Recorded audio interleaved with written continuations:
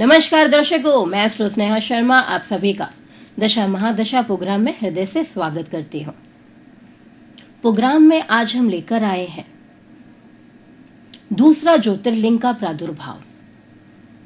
जैसा कि हमने अपने पिछले प्रोग्राम में जाना था, सबसे प्रथम ज्योतिर्लिंग के प्रादुर्भाव के बारे में। जिन्होंने हमारा पहला एपिसोड नहीं देख पाए हो, तो हमारा पहला एपिसोड आप यहाँ पर YouTube चैनल पर देख सकते हैं। वहां पर आपको क्या करना है, जाना है YouTube पर।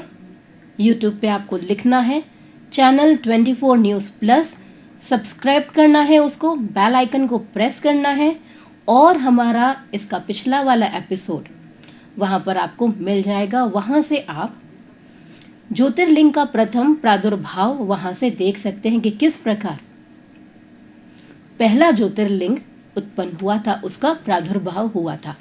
आज हम हमारे प्रोग्राम में चर्चा करने जा रहे हैं दूसरे ज्योतिर्लिंग के बारे में कि उसकी उत्पत्ति, उसका प्रादुर्भाव किस प्रकार हुआ और वह कहां पर स्थित है। दूसरे ज्योतिर्लिंग की कहानी के बारे में जानने से पूर्व पहले हम यह जान लेंगे, जैसा मैंने आपको अपने पहले एपिसोड में भी बताया था, कि ज्योतिर्लिंग का अर्थ क्या होता है। ज्योतिर्लिंग का अर्थ होता है, ज्योति का अर्थ है प्रकाश और लिंग का अर्थ होता है चिन्ह। यानी यहां पर बात की जाए तो भगवान शिव का प्रकाश युक्त चिन्ह। इसका जो उल्लेख है, इसका जो उल्लेख मिलता है वह मिलता है शिव महापुराण के अंतर्गत कोटि रुद्र संहिता में पृष्ठ नंबर 505 में इसका उल्लेख किया गया है। यह कहां पर स्थित है? यह आंध्र प्रदेश में कृष्णा जिले में कृष्णा नदी के तट पर श्रीशैल पर्वत पर श्री मल्लिका अर्जुन विराजमान है। यानी ज्योतिर्लिंग कौन सा है? श्री मल्लिका अर्जुन ज्योतिर्लिंग जो है वहां पर है। इसे दक्षिण कैलाश भी कहा जाता है। महाभारत के अनुसार श्रीशैल पर्वत पर भगवान शिव का पूजन करने से अश्वमेघ यज्ञ के बराबर का फल जो है वह मनुष्य को प्राप्त होता है। तो इसकी महिमा जो है, व्यक्ति यदि यहाँ दर्शन करने जाए, यहाँ पर जाके पूजन करे भगवान शिव का, तो अश्वमेघ यज्ञ के बराबर फल को प्राप्त करेगा। व्यक्ति मोक्ष की प्राप्ति भी व्यक्ति को यहीं से ही होती है। क्यों? भगवान शिव है। भगवान शिव ही ऐसे देव हैं जो व्यक्ति को यहाँ मोक्ष प्रदान कर सकते हैं और व्यक्ति के जीवन में जो समस्याएं चल रही हैं उनको दूर कर उन्हीं मनोकामनाओं को पूर्ण करते हैं। इसके प्रादुर्भाव की कहानी कुछ इस प्रकार है। भगवान शिव के पुत्र कार्तिकेय और भगवान गणेश दोनों के बीच में झगड़ा हो गया, लड़ाई हो गई दोनों भाइयों के बीच में। अब लड़ाई का कारण क्या? लड़ाई का कारण था कि इनमें विवाह सबसे पहले कौन करेगा। तो झगड़े की बात पहुंची माता पिता के पास में कि इन दोनों के बीच में तो लड़ाई हो गई है, तो अब इन दोनों में से सबसे पहले विवाह किसका संपन्न कराया जाए। तो यहाँ पर भगवान शिव और माता पार्वती ने एक युति निकाली, तरीका निकाला भाई दोनों का झगड़ा शांत करने के लिए। तो युति क्या निकली? युति कुछ इस प्रकार निकली कि भगवान शिव और पार्वती ने कहा कि जो सबसे पहले पृथ्वी का चक्कर लगा के आएगा उसे पहले विवाह करा दिया जाएगा। तो जैसे ही ये बात सुनी कार्तिकेय जी तो निकल गए पृथ्वी का चक्कर लगाने के लिए। गणेश जी ने यहां पर सूझबूझ के साथ भगवान शिव और मां पार्वती को वहां पर आसन देकर बिठाया और उनके चारों ओर परिक्रमा कर ली। कार्तिकेय भगवान जब तक वहां से आए, भगवान शिव के पुत्र कार्तिकेय जैसे ही वहां आए, वो देखते हैं कि यहां पर गणेश जी के विवाह की तो तैयारियां चल रही हैं। उन्हें आ जाता है क्रोध। क्रोध आता है और क्रोध में वो यहां से सीधा चले जाते हैं कहां पर? क्रौंच पर्वत पर। शिव जी और माता पार्वती दोनों ही उनसे अनुरोध करते हैं, पुत्र वापस आ जाओ, अपना गुस्सा छोड़ दो, वापस आ जाओ। अनुरोध करते हैं वापस लौट आने का। लेकिन कार्तिकेय भी गुस्से में थे, वहां से 12 कोस दूर और चले गए। जैसे ही उन्हें भगवान शिव और मां पार्वती ने कहा लौटने के लिए, वो वहां से और दूर चले गए। भगवान शिव और पार्वती ज्योतिर्मय स्वरूप धारण करके वहां पर प्रतिष्ठित हो गए। दोनों ही पुत्र स्नेह से अपने पुत्र को देखने के लिए वहां पर जाया करते थे। भगवान शिव जो थे वह अमावस्या के दिन जाया करते थे, मां पार्वती जो ही वह जाती थी पूर्णिमा के दिन। और उसी ज्योतिर्स्वरूप शिवलिंग की वहां पर स्थापना हुई और उसी दिन से भगवान शिव का ज्योतिर्लिंग जो था वहां तीनों लोक में प्रसिद्ध हो गया। किस नाम से? मल्लिका अर्जुन नाम से।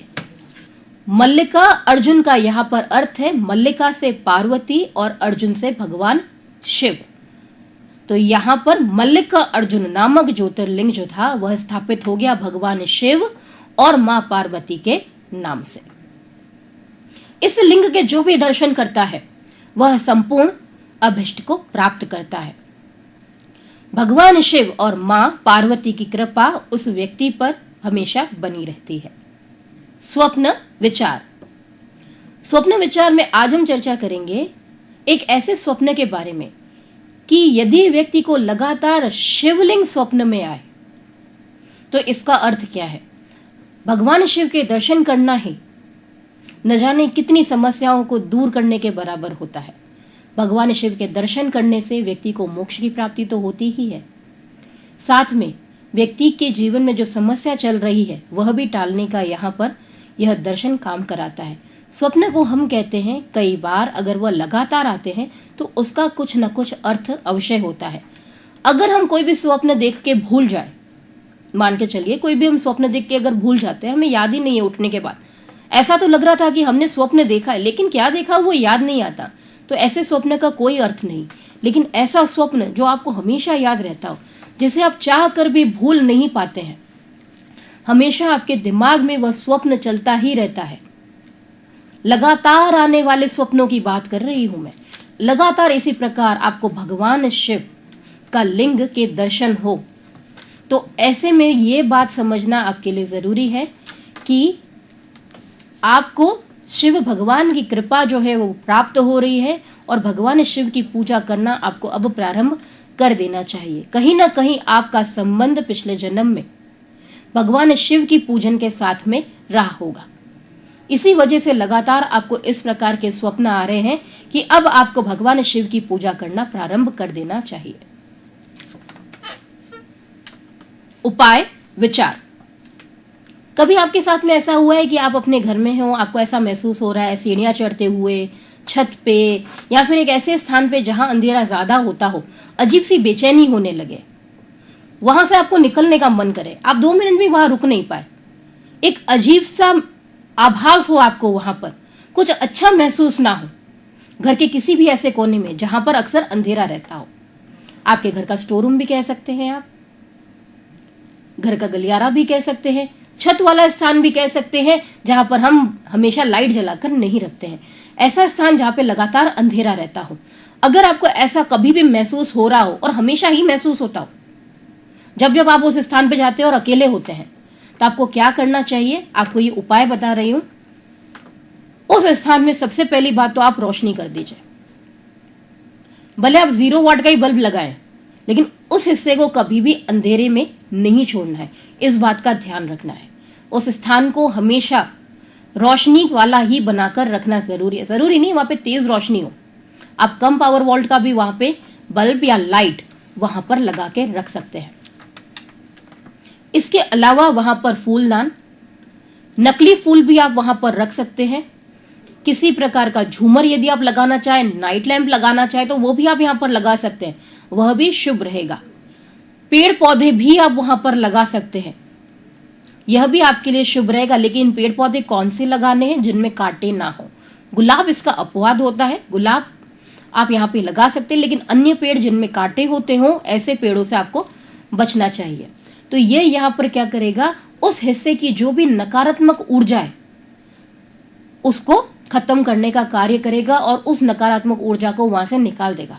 जब भी हमें कोई भी चीज अजीब सी महसूस होती है, ऐसा अनुभव होता है, तो इसका मतलब क्या है, वहां पर नकारात्मकता ज्यादा है, यानी नेगेटिव एनर्जी जो है वहां पर बन रही है। उसको निकालने का एक ही तरीका है, या तो वहां पर आप कुछ पानी से भरा हुआ फव्वारा लगा सकते हैं, पानी का स्थान बना सकते हैं, या लगातार आप क्या करें, वहां पर एक बर्तन ले लें, चाहे आप ग्लास ले लें, उसके अंदर पानी भर के पुष्प डाल दें, चाहे गुलाब के डालें, चाहे कोई भी फ्लावर आप वहां पे डाल सकते हैं। यानी वहां पर आप पानी की मौजूदगी कर सकते हैं, लाइट की मौजूदगी कर सकते हैं, पौधा वहां पे लगा सकते हैं।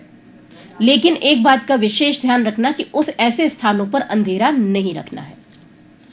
बढ़ते हैं आगे अपने प्रोग्राम में और जानेंगे कैसे बीतने वाला है आज का दिन आपका। तो शुरुआत करेंगे हम मेष राशि से। मेष राशि वालों, दिन है अति शुभ, उत्साहवर्धक सूचना आज प्राप्त होने वाली है, आय बनी रहेगी, व्यवसाय लाभदायक रहेगा, मन आज प्रसन्नचित्त रहने वाला है।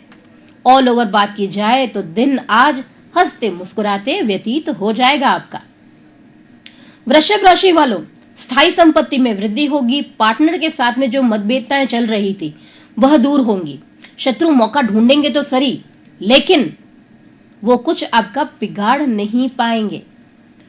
मिथुन राशि, मिथुन राशि वालों, मान सम्मान में वृद्धि होने का समय है आपके लिए, सितारे पक्ष के बने हुए।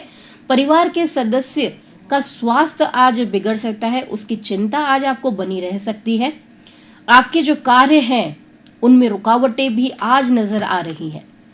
कर्क राशि, कर्क राशि वालों, आज आप सभी के साथ में सामंजस्य बिठाकर ही कार्य करते हुए चलेंगे, चाहे वो आपका घर हो, चाहे वो आपका कार्य क्षेत्र हो। किसी भारी व्यक्ति की आज सहायता व सहयोग आपको प्राप्त हो सकता है, लेकिन एक बात का ध्यान रखना है आपको, ध्यान इस बात का रखना है कि जल्दबाजी में कोई भी कार्य नहीं करना है, नहीं तो वही कार्य आपके ऊपर भारी पड़ जाएगा आज। सिंह राशि, सिंह राशि वालों, व्यापार में आज लाभ रहने वाला है, मन अनुकूल परिणाम से आज मन प्रसन्न चित्त बना रहेगा। निवेश के लिए दिन शुभ है, अपने प्रतिद्वंदियों से डटकर मुकाबला करते हुए नजर आएंगे आप, लेकिन आपकी तेज वाणी जो है वह उनके प्रभाव को दबा देगी। कन्या राशि, कन्या राशि वालों, समाज में मान प्रतिष्ठा बढ़ने वाली है, कार्य क्षेत्र में इसका विशेष प्रभाव देखा जाएगा। आय के नए स्रोत जो है वह प्राप्त होंगे, निवेश के लिए दिन अति शुभ है, परिवार वालों का सहयोग आपको प्राप्त होने वाला है, आय में वृद्धि होने के पूर्ण रूप से संकेत नजर आ रहे हैं। तुला राशि वालों, लॉटरी व सट्टे के चक्कर में नहीं पड़ना, नुकसान हो सकता है आज। दूसरों की समस्याओं में वाद विवाद वाले मामलों से खुद को बचाए रखना है, क्योंकि दिन आज शुभ फल नहीं देने वाला है। वृश्चिक राशि, लेन देन में सावधानी बरते, धन हानि के योग बन रहे हैं आज। व्यवसाय में घाटा भी हो सकता है, जिस कारण तनाव व चिंता लगातार आपको बनी रहेगी। धनु राशि, धनु राशि वालों, सितारों का कहना है अन्य क्षेत्रों में दिन आपका सामान्य व्यतीत होगा, लेकिन कार्य क्षेत्र में चोरी हो सकती है आपकी। यदि खुद का व्यापार है आपका तो वहां पर आपको नजरें जो है वो पैनी बनाए रखनी है। कोई चीज आपकी आज चोरी हो सकती है या फिर गायब हो सकती है। कोई अशुभ समाचार भी आज आपको प्राप्त होने वाला है। अन्य क्षेत्रों में दिन जो है वो शुभ फल देगा आपको। मकर राशि, मकर राशि वालों, कोई भी निर्णय लेना हो सोच समझ कर लेना आप। मेहनत का पूरा पूरा लाभ मिलने वाला है। संतान से भी शुभ समाचार आपको प्राप्त होंगे। कुंभ राशि, कुंभ राशि वालों, कोर्ट कचहरी के कार्यों से लाभ होने वाला है। अब तक जो काम आपके रुके हुए थे कोर्ट कचहरी संबंधित, उनको गति मिलने वाली है। व्यवसायियों के लिए दिन अति शुभ है। जो नौकरी क्षेत्र में है उनको सहकर्मी पूर्ण रूप से साथ देंगे। मिलजुल कर काम जल्दी से जल्दी निपटा लिया जाएगा आज। मीन राशि, घरेलू खर्चे व व्यय जो है वह आपका अधिक होने वाला है। किसी के साथ में, परिवारजन वालों के साथ में आज कहा सुनी हो सकती है। थोड़ा ध्यान रखिएगा। जिन्हें हार्ट प्रॉब्लम है, हार्ट के रोगी हैं जो व्यक्ति, उनको अपने स्वास्थ्य का विशेष रूप से यहाँ पर ध्यान रखने की जरूरत है। ये तो हमने जाना 12 राशियों का हाल। अब मैं अपनी वाणी को देती हूँ विराम। हम फिर कल यही मिलेंगे सुबह 9:30 बजे, दोपहर 12:30 बजे और शाम को 6:30 बजे। ज्योतिष वास्तु सेवाओं हेतु यदि आप मुझसे संपर्क करना चाहते हैं तो हमारा पता है आमजीएच रोड, कांग्रेस कार्यालय के पास, दशा महादशा कार्यालय, जोधपुर। अपॉइंटमेंट के लिए आप जो स्क्रीन पे नंबर डिस्प्ले हो रहा है उस पे आप कांटेक्ट कर सकते हैं। नमस्कार।